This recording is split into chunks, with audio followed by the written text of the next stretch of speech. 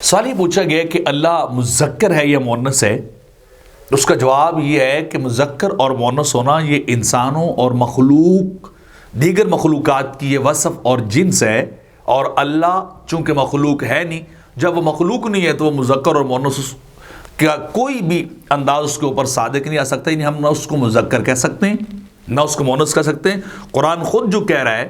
کہ لیسا کمثلہ شیء، اس کی مثل کوئی چیز نہیں، تو ہم انسانی کلیے یا مخلوق کے قاعدے جنسیں یا رسم و رواج کو اللہ کے اوپر اپلائی نہیں کر سکتے۔ اب پھر ایک اعتراض اور ہو جائے گا کہ اگر اللہ مذکر مؤنث نہیں تو اللہ نے اپنے لیے کیوں مذکر کے الفاظ اور کلمات اور ضمائر کو استعمال کیا ہے، صیغوں کو استعمال کیا ہے؟ تو اس کا سمپل سا جواب یہ ہے کہ وہ غلبے اور قوت کی نشانی ہے، چونکہ انسانوں میں سے جو ہے وہ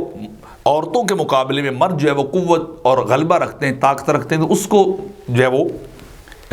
اس وضاحت کرنے کے لیے یا اس کی طرف اشارہ کرنے کے لیے، وہ قوت کی طرف اشارہ کرنے کے لیے مذکر کا صیغہ جو استعمال ہو گیا ہے، یا چونکہ یہ افضل ہے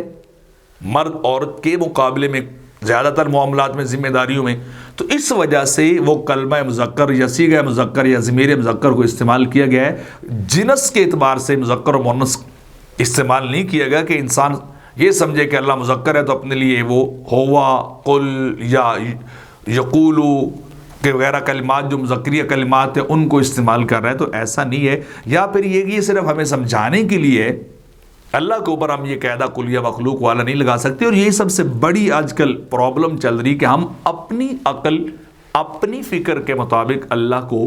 سمجھنا چاہ رہے ہیں، حالانکہ وہ کہہ رہا ہے کہ تم اس کو کبھی سمجھ نہیں سکتے، اس کا احاطہ نہیں کر سکتے اپنی علم، اپنے نالج اور اپنی عقل کے اعتبار سے۔ تو اس لیے جب ہم اپنی عقل کو استعمال کرتے ہیں اللہ کی بتائی اتاری وحی کے مقابلے میں، تو پھر ہماری عقل ٹھوکریں کھاتی ہے۔